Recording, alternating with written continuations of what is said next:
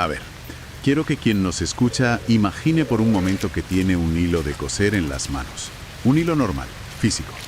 Vale. Pero un hilo que mide casi 2 metros de largo. Y ahora, el reto absoluto es coger esos 2 metros de cuerda y empaquetarlos dentro de un espacio que es, 1.000.000 de veces más pequeño que la cabeza de un alfiler. Madre mía, es que dicho así suena un problema de ingeniería totalmente imposible. Exacto, es que nuestra intuición nos dice que el hilo tendría que romperse sí o sí, o bueno, convertirse en un nudo indescifrable que no hay por dónde cogerlo. Claro, porque desafía por completo toda la lógica espacial que manejamos en nuestro día a día, en el mundo macroscópico.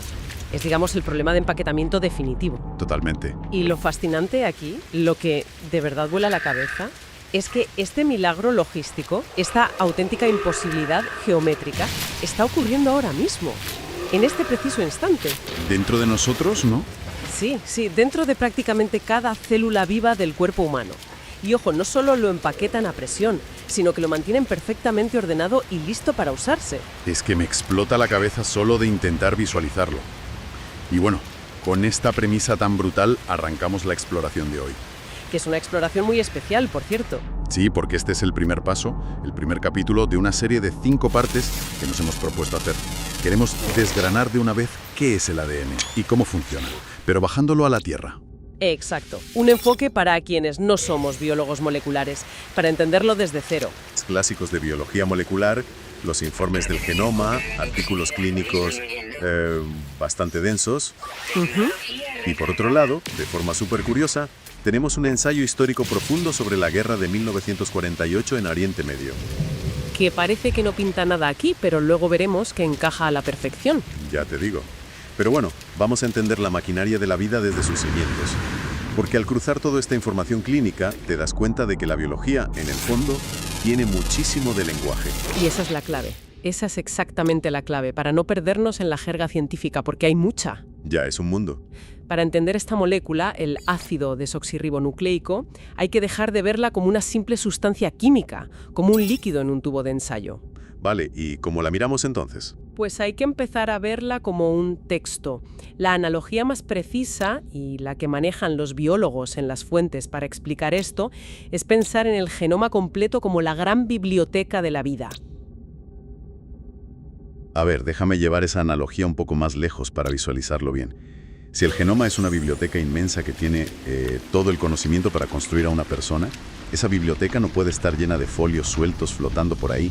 Que va, sería un caos. Claro, la información tiene que estar encuadernada y esos libros o tomos gordos serían los cromosomas, ¿no? Eso es. Los humanos tenemos nuestra biblioteca particular dividida en 46 de estos libros y están agrupados en 23 pares. Un libro de cada par nos lo da nuestra madre biológica y el otro nos lo da el padre. Perfecto. Pues, siguiendo con ese hilo, si tú sacas uno de esos 46 libros de la estantería y lo abres, lo que te encuentras impreso en sus páginas son recetas. Recetas muy concretas. Las recetas serían los genes, entiendo. Exactamente. Tenemos alrededor de 20.000 genes en total, que funcionan, en la práctica, como 20.000 recetas de cocina. Vale. Cada receta le da instrucciones súper precisas a la célula para fabricar un plato específico, que en biología molecular ese plato sería una proteína. O sea, una receta te dice cómo hacer, la queratina del pelo, ¿no? Sí, y otra te dice cómo hacer la insulina para la sangre, tal cual. Vale. Pero aquí es donde la analogía para mí se vuelve un poco extraña si nos ceñimos a las fuentes. Porque, a ver, si yo abro un libro de recetas en mi casa, está escrito con las 27 letras de nuestro alfabeto. Claro, tienes mucha variedad. Pero la biología es muchísimo más restrictiva por lo que leo aquí.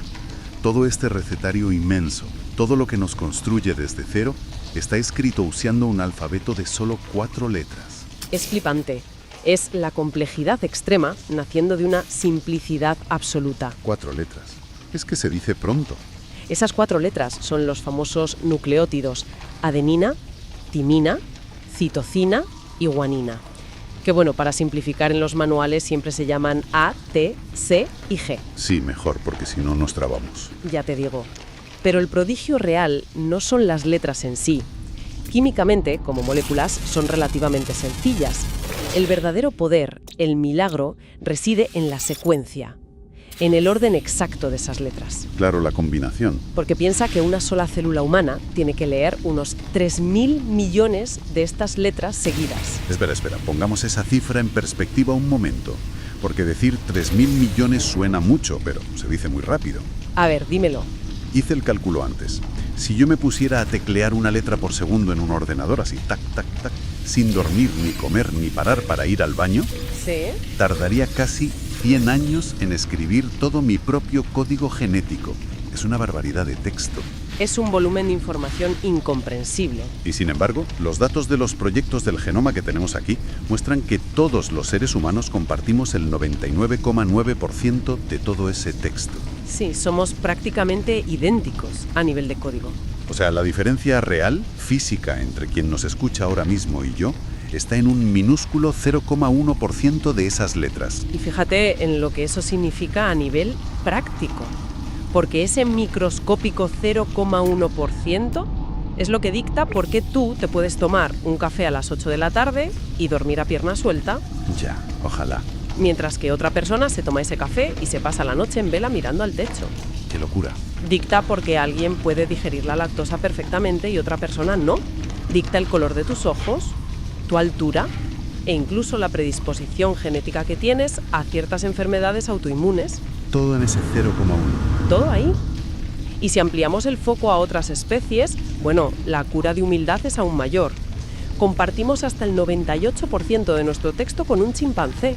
Eso me lo esperaba más o menos, pero leí otra cosa en el dossier. Lo del plátano, ¿verdad? Sí, que incluso un 60% de nuestras recetas genéticas son idénticas a las de un plátano. Totalmente cierto. Eso sí que te baja un poco los humos, la verdad. Saber que en el fondo eres en gran parte una fruta. Bueno, es que las instrucciones básicas para que una célula sobreviva, para que consuma energía y se divida, son universales. Da igual si eres un humano o un plátano. Ya, claro, la base es la base. Pero quiero volver un momento a esa diferencia tan diminuta, al 0,1%. Porque a nivel lógico me cuesta entender cómo un cambio tan minúsculo puede tener un impacto físico tan grande. Volviendo al libro de recetas. Si yo tengo una receta para hacer un bizcocho en casa y el texto dice claramente añadir una taza de chocolate... Vale, ¿te sale un postre riquísimo? Eso es. Pero si yo cambio una sola palabra, solo una, y en lugar de chocolate escribo chile... Bueno. Claro, he alterado por completo el resultado físico de esa receta. Pasa de ser un postre dulce a algo incomible. ¿De verdad el ADN funciona así a nivel microscópico? ¿Una sola letra cambia todo el organismo? Pues sí, así operan físicamente las mutaciones. Y lo que en genética llamamos alelos, que no son más que versiones ligeramente diferentes de una misma receta original. Vale. La maquinaria de la célula funciona leyendo el texto en grupos de 3 letras. Cada trío le dice a la célula qué pieza exacta, qué aminoácido debe colocar a continuación para ir construyendo la proteína. Como un manual de instrucciones de Lego. Exacto. Si cambias una sola letra de la receta, digamos que cambias una A por una C, ese trío ya no es el mismo. Cambia. Y por tanto, la célula va y coloca una pieza distinta, un aminoácido distinto. Ostras, ¿y eso siempre es un desastre total o simplemente te da un resultado diferente, como lo del chile en el bizcocho? Pues depende completamente de dónde ocurra ese cambio estructural. Si ese cambio altera la forma en la que la proteína se pliega al final, puede ser totalmente inofensivo. ¿Por ejemplo? Por ejemplo, tener los ojos azules en lugar de marrones no es más que el resultado de un cambio en la receta de la pigmentación. Un cambio inofensivo. Vale. ¿Y si no es inofensivo? Ahí viene el problema. Si el chile, siguiendo tu analogía, se pone en una proteína estructural crítica, digamos, la receta que le da la forma redondita a los glóbulos rojos. Vale.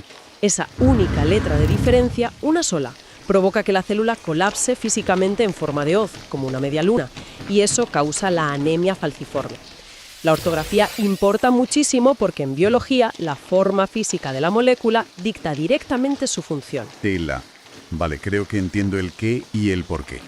Pero ahora tenemos que enfrentarnos al elefante en la habitación, al problema logístico del que hablábamos justo al principio de esta inmersión. El empaquetamiento. Claro, porque si cada una de mis células tiene que almacenar esos 3.000 millones de letras, volvemos a los famosos 2 metros de hilo dentro del núcleo microscópico de la célula. Sí, sí. Y como tenemos billones de células en el cuerpo, a ver, me puse a hacer los cálculos antes de empezar a grabar porque no me lo creía. A ver qué te salió. Si uniéramos el ADN de todas las células de un cuerpo adulto en una sola línea recta, podríamos ir de la Tierra a la Luna 26.000 veces. Es una locura. Es que si yo meto unos simples auriculares con cable en el bolsillo durante 3 minutos, los saco y están hechos un nudo imposible. ¿Cómo demonios hace el cuerpo para comprimir 2 metros de material genético en micrómetros sin que se enrede y se destruya todo? Pues la respuesta, y esto está detalladísimo en los manuales que trajimos, es un proceso de superempaquetamiento escalonado.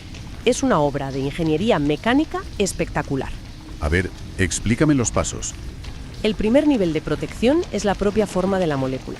La famosísima doble hélice que la cristalografía de Rosalind Franklin nos ayudó a revelar en los años 50. La típica imagen del ADN girando. Esa misma. Imagina una escalera de caracol muy larga. Los lados de la escalera, los pasamanos de los que te agarras, están hechos de azúcares y fosfatos. ¿Y por qué están diseñados así? O sea, ¿por qué no dejar las letras expuestas y ya está? Ah, porque el interior del núcleo celular no es un sitio tranquilo. Es un entorno acuoso y altamente reactivo. Ese pasamanos exterior actúa como una coraza protectora. Piensa en las tapas duras y plastificadas de un libro antiguo. Claro, para que no se estropeen las páginas de dentro. Exacto. Repelen el daño externo. Las letras preciosas, la A, la T, la C y la G, son los peldaños interiores de la escalera. Están a salvo en el centro y se emparejan siempre de la misma forma. La A siempre se une a la T y la C siempre se une a la G. ¿Y qué las mantiene unidas en el centro? Están unidas por puentes de hidrógeno. O sea que esos puentes de hidrógeno son básicamente como una cremallera, ¿verdad? Esa es la mecánica exacta, una cremallera. Tienen la fuerza electromagnética justa para mantener la escalera unida y estable frente a cualquier turbulencia. Pero, a la vez, son lo suficientemente débiles como para que la maquinaria celular pueda llegar, abrir la cremallera, separar los 2 lados de la escalera por la mitad para leer la receta y luego volver a cerrarlos sin romper la estructura general. Qué diseño más perfecto, la verdad. Pero claro, incluso con esta forma de escalera de caracol, los 2 metros de longitud siguen sin caber en el núcleo. Aquí es donde entra la compresión fuerte. Aquí entran las histonas. Eso. He leído sobre las histonas en los textos clínicos y necesito que lo expliquemos muy bien, porque me parece magia pura. El hilo no se dobla al azar metiéndose a presión. Para nada, de azar nada. El ADN comienza a enrollarse alrededor de unos carretes microscópicos, estas proteínas que llamamos histonas, y la forma en que lo hace es pura física básica. Por magnetismo. Exacto. El ADN tiene una carga eléctrica negativa natural debido a los fosfatos de su estructura exterior. Las histonas, en cambio, tienen una carga positiva, así que se atraen magnéticamente. ¡Qué fuerte! El hilo negativo abraza firmemente al carrete positivo, dando 2 vueltas casi exactas alrededor de cada uno. Visualmente, al microscopio, esto queda como un collar de perlas muy apretado. Vale, ya lo veo. Pero un collar de perlas de 2 metros de largo, por muy bonito que sea, sigue siendo demasiado grande para el núcleo. Supongo que hay que seguir retorciéndolo de alguna forma. Y tanto que lo hace. Ese collar de perlas comienza a enroscarse sobre sí mismo una y otra vez, formando fibras mucho más gruesas. A esto lo llamamos cromatina. Como me lo imagino visualmente. Imagina el cable en espiral de un teléfono fijo, de los antiguos. Oh, buenísima analogía. El cable, de por sí, ya es una espiral. Pero si lo tuerces con las manos, esas espirales se empiezan a juntar formando bucles mucho más grandes y densos, ¿verdad? Sí, se hace un bloque duro. Pues durante la mayor parte de su vida, el ADN está así, como una cromatina desenredada en zonas muy estratégicas, solo para poder leerse. Vale. Solo cuando la célula va a dividirse y necesita meter la biblioteca entera en una caja de mudanza diminuta para moverse, comprime esos cables al máximo absoluto, formando ya los clásicos cromosomas con forma de X que todos hemos visto en los libros. Es literalmente un Tetris microscópico. Todo está plegado sobre sí mismo a niveles insospechados. Es una maravilla. Pero claro, entender todo esto de la compresión me genera otra duda monumental. Porque tener la biblioteca más inmensa y mejor empaquetada de todo el universo, no sirve de absolutamente nada si no sabes qué libro tienes que abrir. Ajá, el problema de la lectura. Claro, una célula de mi hígado y una célula de mi retina tienen exactamente el mismo manual. Tiene los mismos 2 metros de ADN, los mismos 20.000 genes, todo idéntico. ¿Correcto? Pero a ver, si la célula del hígado, por un error, empieza a leer la receta para transformar la luz en impulsos eléctricos, pues mi cuerpo colapsa. ¿Cuál es el mecanismo físico real que le dice a la célula, oye, lee la página 45 y olvídate de la 800? El mecanismo se llama epigenética. Epigenética. Sí. Si el ADN es el texto impreso con tinta en el libro, la epigenética son las anotaciones al margen. Son moléculas químicas, reales, físicas, que se adhieren al ADN y a las histonas. Cambiando cómo se lee, pero no el texto en sí. Exacto. Cambian la forma en que el texto se expone sin alterar ni una sola de las letras. Por ejemplo, el cuerpo utiliza muchísimo los grupos metilo, que no son más que pequeñas etiquetas de carbono e hidrógeno. ¿Y cómo funciona esa etiqueta del grupo metilo en la práctica? Porque, a ver, las enzimas no tienen ojos, no pueden leer un cartel que diga prohibido el paso. No, claro. Funciona como un candado totalmente físico.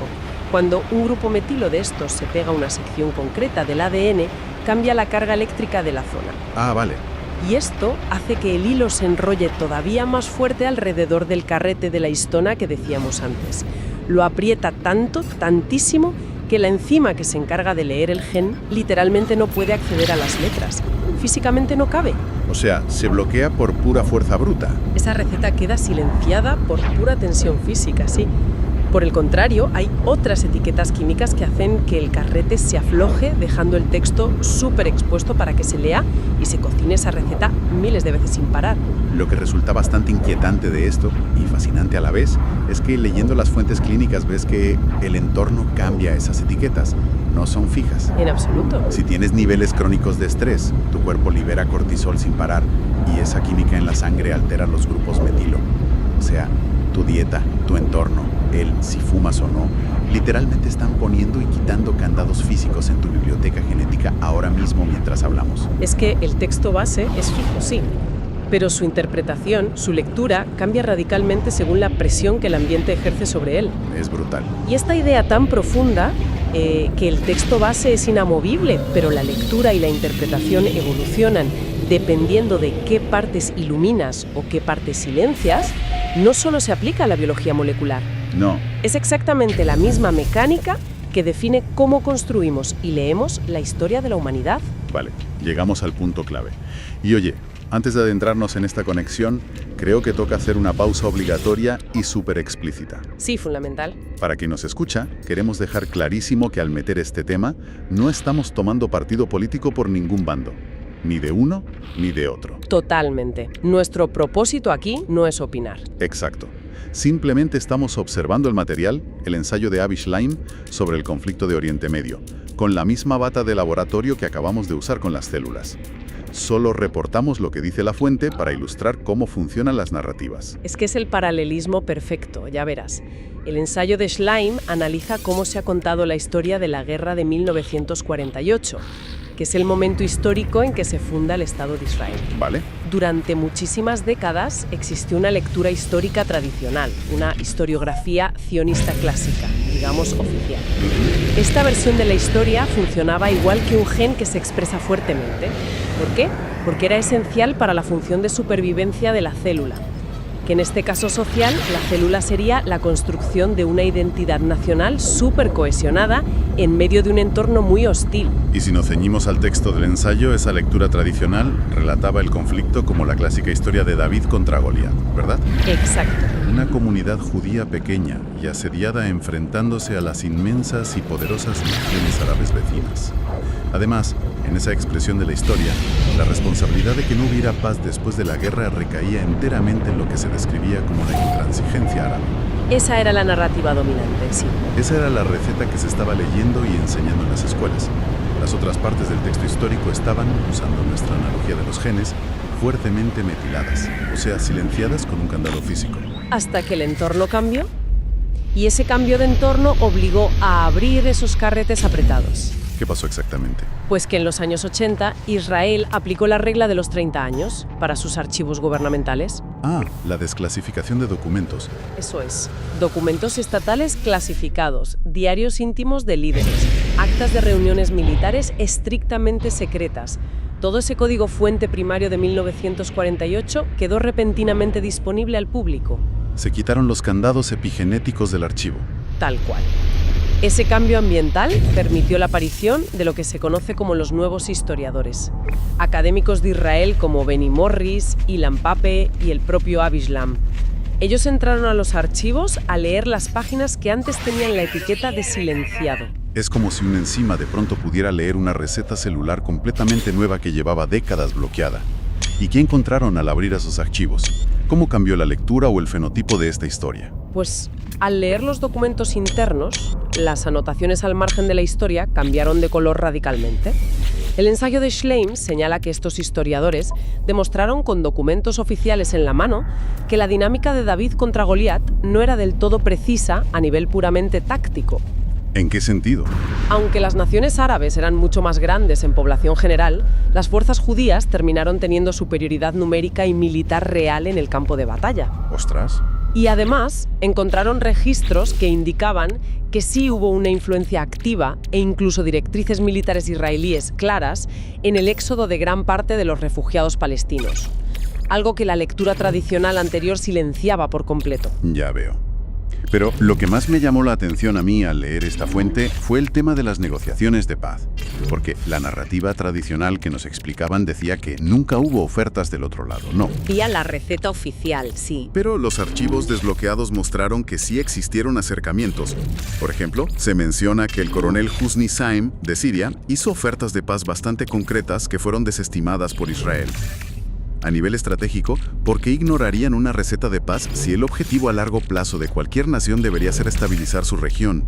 Porque los documentos desclasificados revelaron que líderes como David Ben-Gurion estaban operando bajo una receta ideológica muy específica, una estrategia llamada el Muro de Hierro. El Muro de Hierro, sí. Fue ideada por Zev Jabotinsky allá por los años 20.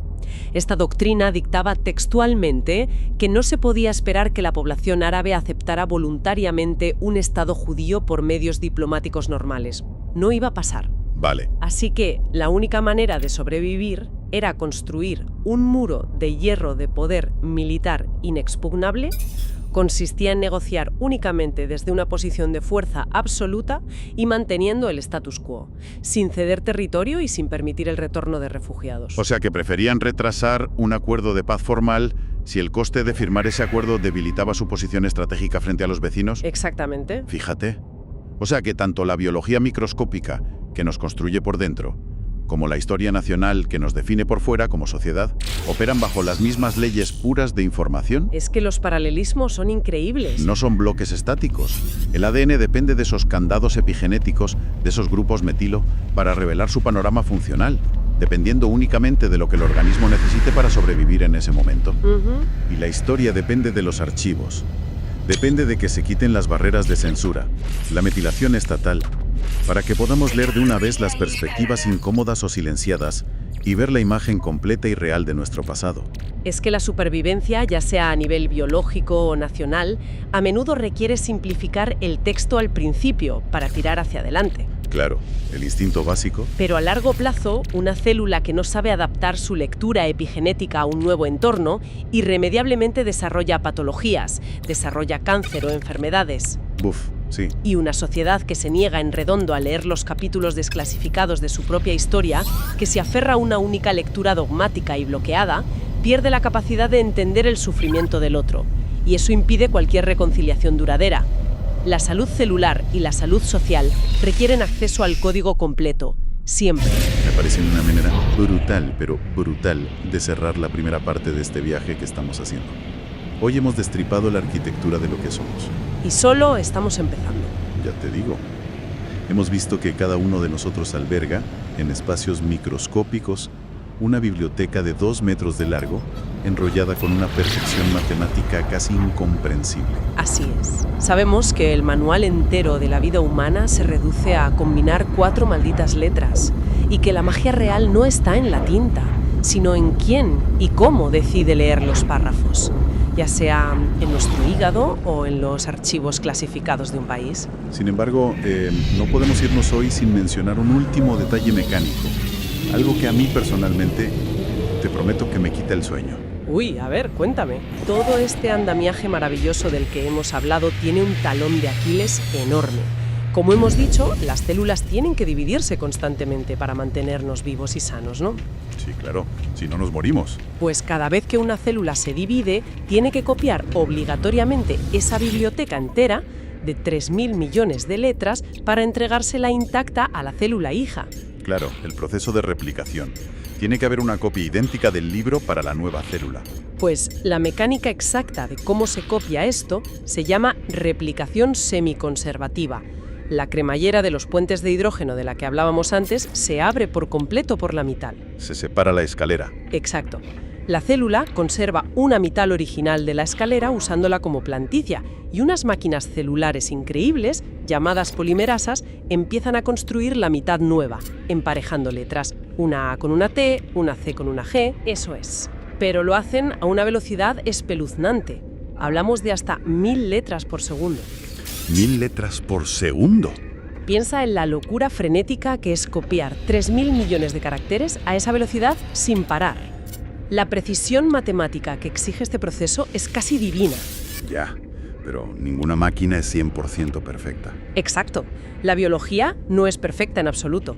Entonces, la gran pregunta es, ¿qué pasaría si, en medio de este caos a 1.000 letras por segundo, la polimerasa comete un pequeño error ortográfico al copiar un gen estructural crítico y los mecanismos de corrección celular simplemente no se dan cuenta a tiempo? En los próximos 60 segundos, el cuerpo humano va a copiar miles de millones de letras de código genético.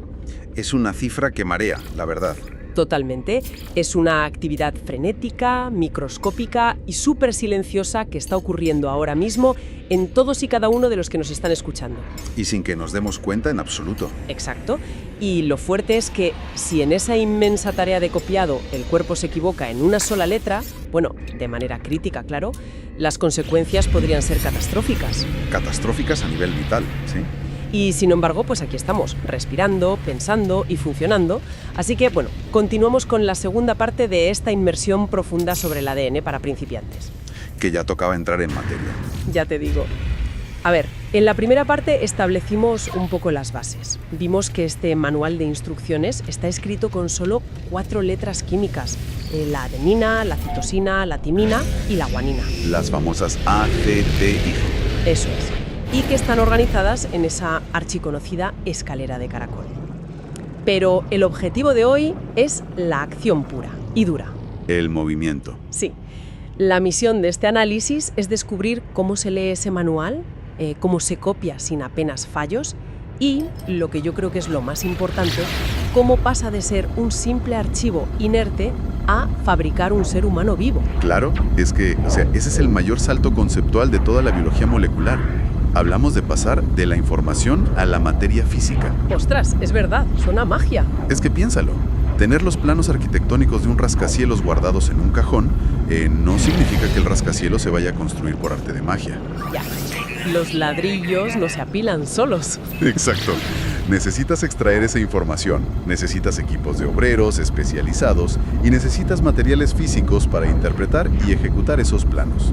Vale, entiendo por dónde vas. Y la forma en que una célula, que no tiene cerebro ni voluntad propia, resuelve este problema logístico y de ingeniería es una auténtica maravilla de la termodinámica. Bueno, vamos a desgranar esto paso a paso porque tiene tela. A ver, antes de que podamos construir nuestro rascacielos biológico o antes de que una célula pueda dividirse para crear otra nueva, tiene que asegurarse de que la nueva célula tenga su propia copia de los planos, ¿no? Sí, claro. No puede haber una célula vacía sin instrucciones. Eso nos lleva al primer gran reto celular, que según las fuentes que estamos manejando es la replicación. O sea, ¿cómo demonios se copian 3.000 millones de letras de manera exacta? Es un desafío brutal. A ver si lo estoy entendiendo bien con los textos. Físicamente, esa escalera de caracol, la doble hélice, tiene que abrirse, como si, no sé, como si tuviéramos un abrigo y tirásemos de la cremallera hacia abajo. Sí. Separando los peldaños por el centro exacto. Pues esa imagen de la cremallera es biológicamente súper precisa.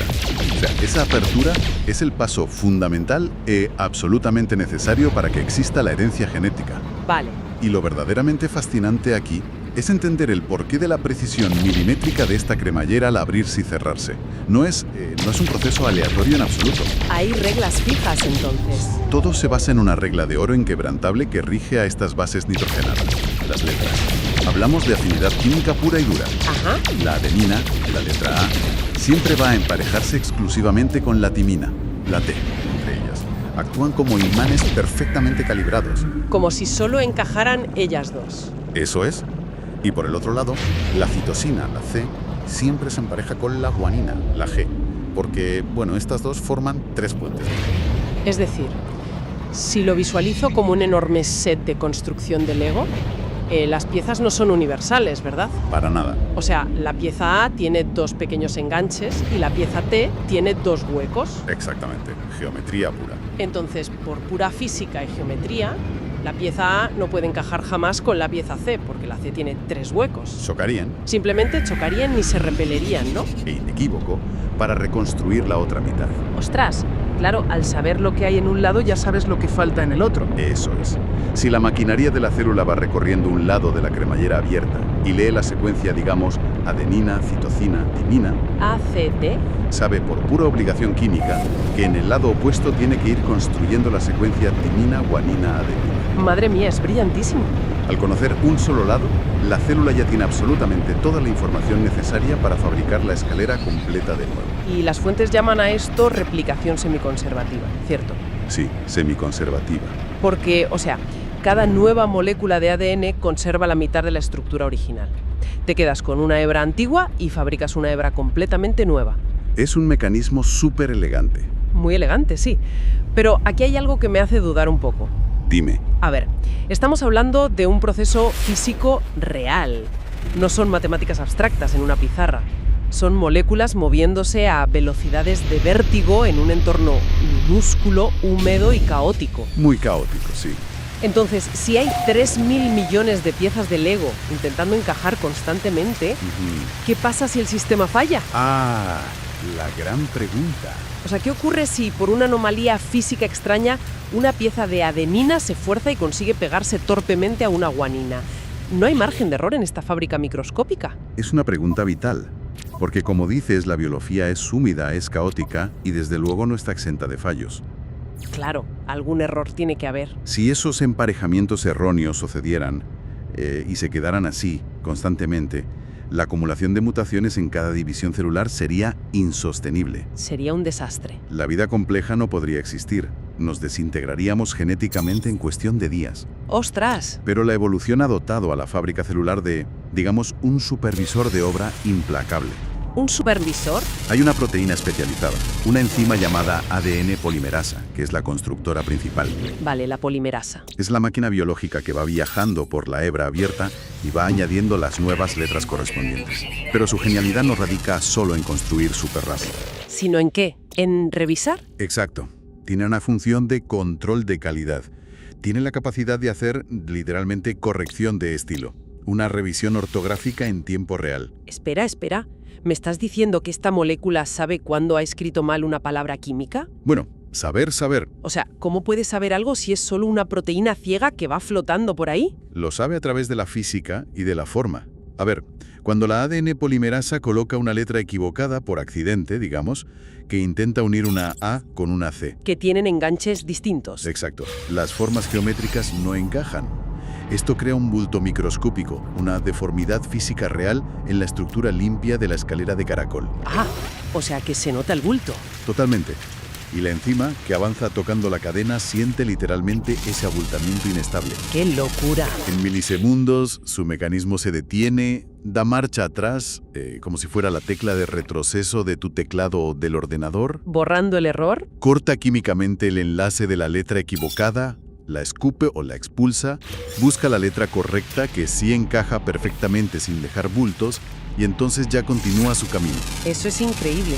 Es como un corrector ortográfico que además de señalarte la falta y ponerte la rayita roja, te borra la letra y te la corrige antes de que puedas seguir tecleando. Esa es la idea, y este mecanismo reduce la tasa de errores de una manera astronómica.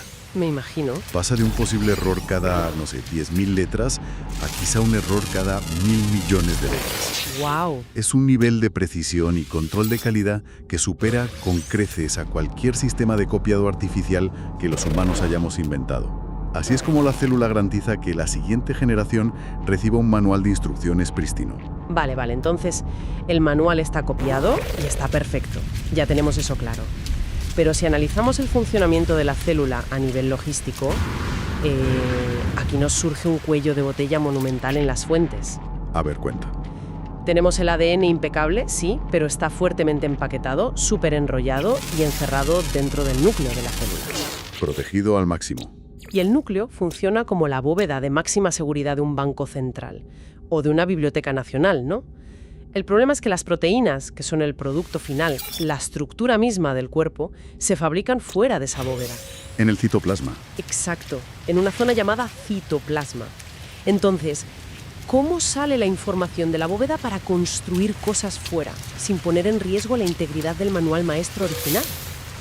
Pues has dado en el clavo con el gran dilema evolutivo. El ADN original es demasiado valioso, es el tesoro absoluto de la célula. ¿No puedes sacarlo sin más? Imposible. Fuera del núcleo, en el citoplasma, hay un entorno acuoso lleno de actividad frenética, y eso incluye enzimas diseñadas específicamente para triturar y destruir cualquier fragmento de material genético que esté flotando por ahí. ¿En serio? ¿Para qué? Como un mecanismo de defensa, contra los virus principalmente. Así que, si el manual de ADN saliera del núcleo y se dañara, la célula perdería las instrucciones para siempre. Y moriría. No puedes arriesgar el original. Práctico para quienes nos escuchan. Es como si ese ADN fuera la primera edición de un recetario medieval de incalculable valor. Un incunable. Un incunable de 600.000 páginas. Si yo soy el chef del restaurante, no voy a llevarme esa reliquia histórica a una cocina industrial llena de grasa, de fuego, de humedad y cuchillos afilados. Es que es una locura. Sería un despido fulminante. Totalmente.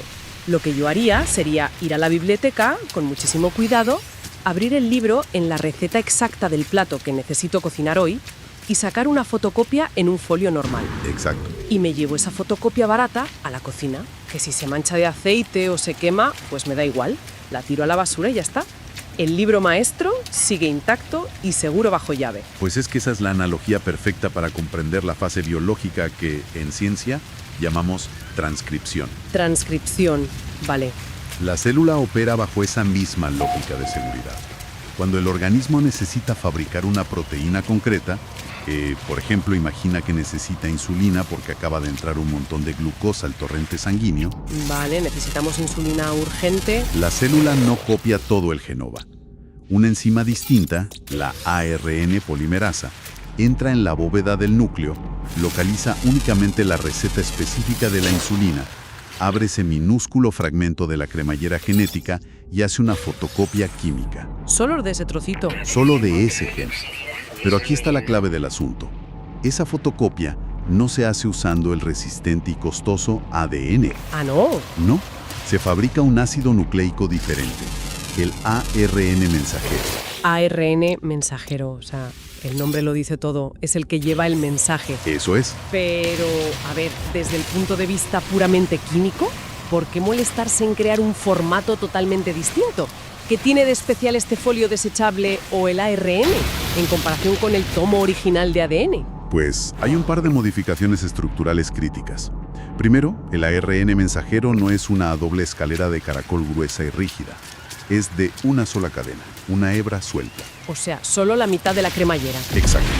Esto lo hace muchísimo más ligero, flexible y ágil para escurrirse por los minúsculos poros de la bóveda del núcleo y salir a la cocina celular. Claro, cabe mejor por la puerta. Y el segundo detalle, que a mí me parece que revela un montón sobre la eficiencia de la evolución, es que sustituye una de las letras del alfabeto. Cambia una letra. Sí, en este formato de ARN, la timina, la resistente letra T del ADN, desaparece del abecedario por completo. ¿Y qué ponen en su lugar? Se reemplaza por una letra química diferente llamada uracilo, la U. A ver si lo entiendo. O sea, donde originalmente el libro maestro tenía una T, Ahora la fotocopia pone una U. Eso es.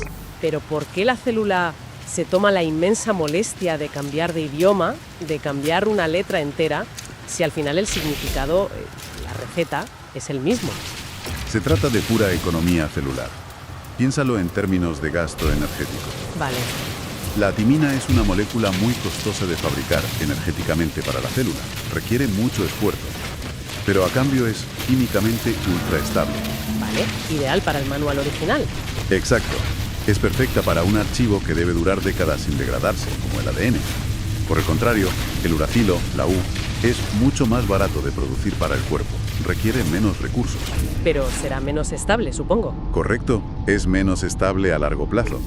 Y como bien dijiste con la analogía del folio de cocina, a la célula no le interesa que la fotocopia dure para siempre. Claro, no quieres guardar la hoja manchada de aceite. El ARN mensajero es efímero por diseño. Sale del núcleo, se lee unas cuantas veces para fabricar la proteína necesaria y luego el propio entorno hostil de la célula lo degrada rápidamente. Es brillante, de verdad. Este paso intermedio actúa como un escudo. Proteges lo permanente utilizando copias desechables y sobre todo económicas. Así es la naturaleza, no desperdicia energía. Me parece asombrosa la eficiencia. Gastar solo lo necesario en el mensaje temporal. Vale, pues entonces la fotocopia desechable, el ARN mensajero, ha salido de la bóveda. Ya está fuera. Ha navegado por el caos del citoplasma y finalmente llega a la cocina, a la fábrica de ensamblaje. Y aquí es donde entramos en la última y quizá la fase más compleja del análisis de hoy, el momento de la verdad, la traducción. Así es. Es el momento clave donde el plano de arquitectura, la información bidimensional, se transforma finalmente en ladrillos, acero y cemento, digamos, tridimensional. Exacto. Y aquí el escenario cambia por completo.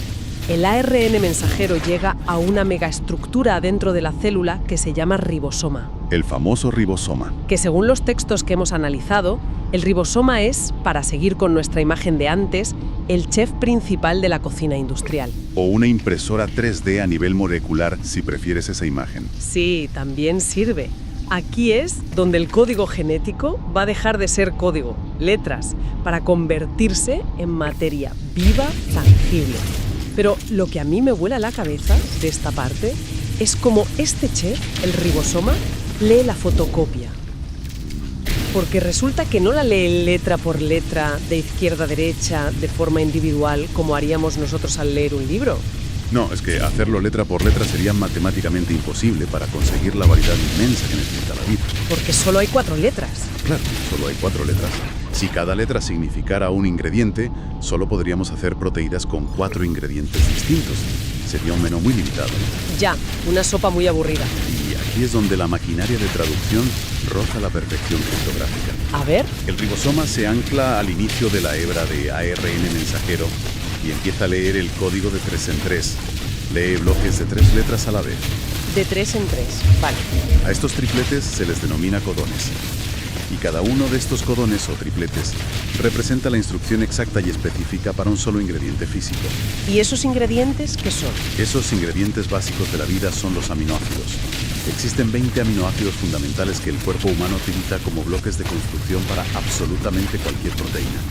Vale, vamos a visualizarlo despacio porque creo que esto es clave. Si el ribosoma, al deslizarse por la fotocopia, lee el bloque de 3 letras, digamos, guanina, citosina, uracilo... ¿GCU? GCU, sí.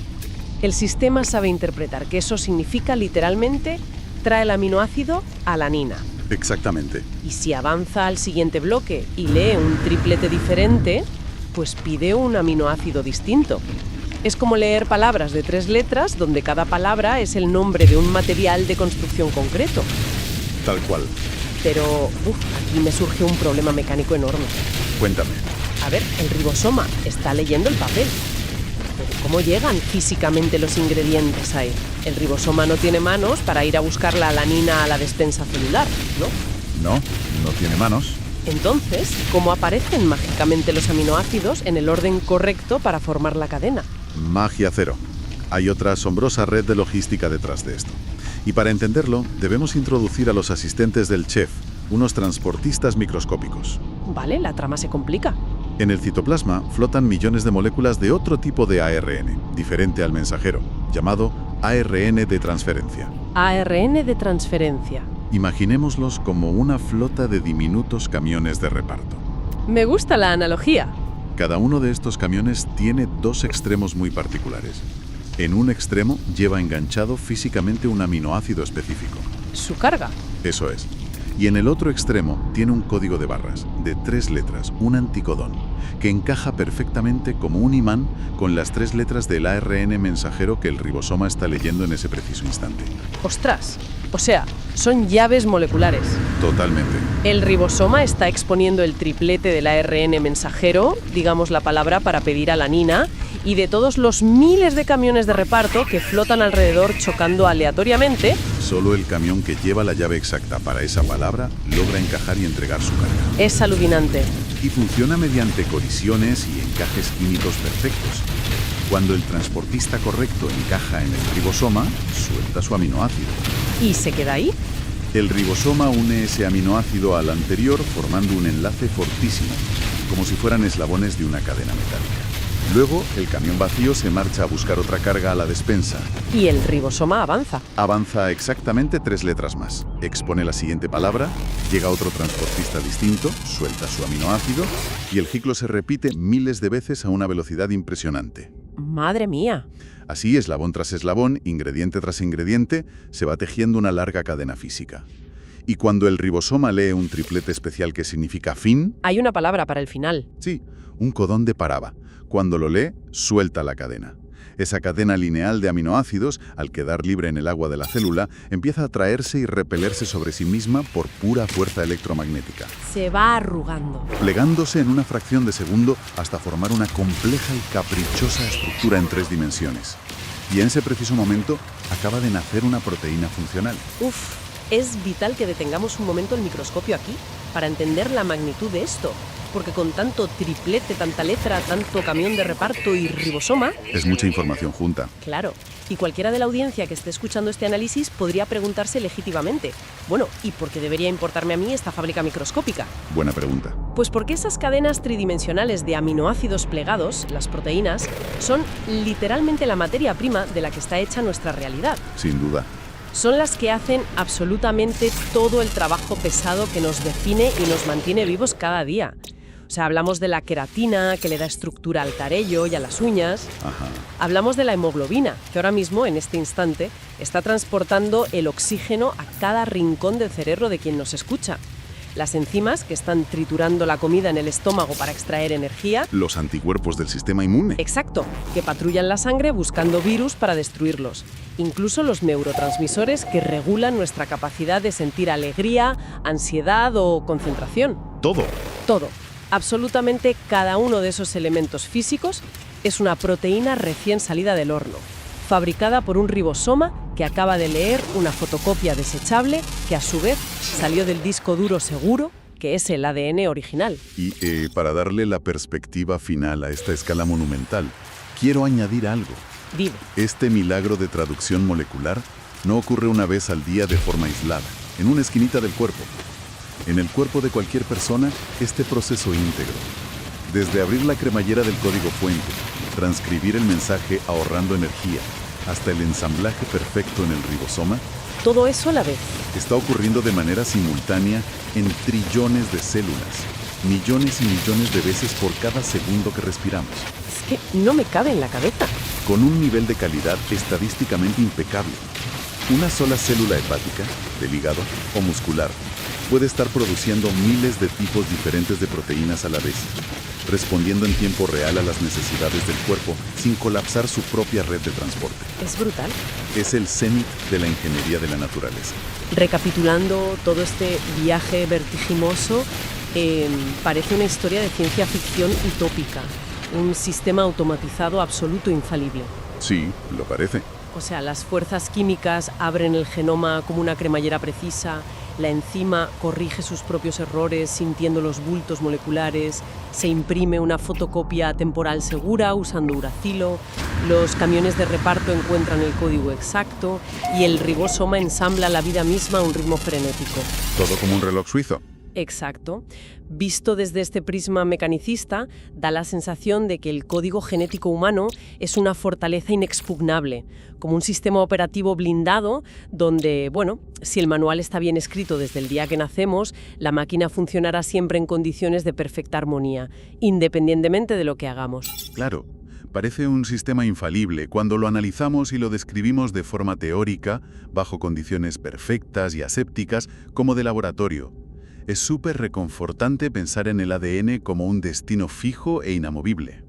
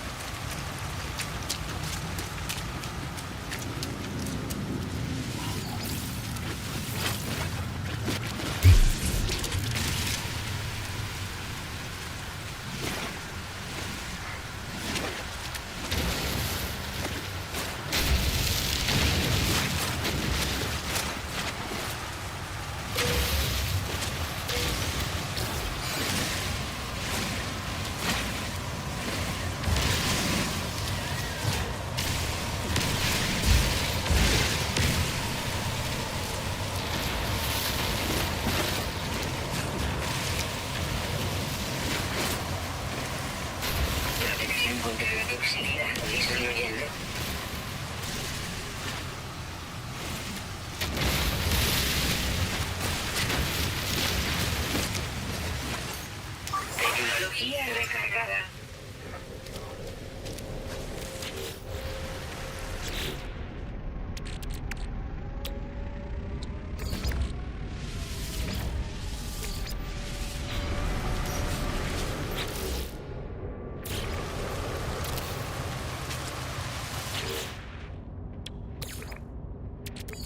Tecnología recargada.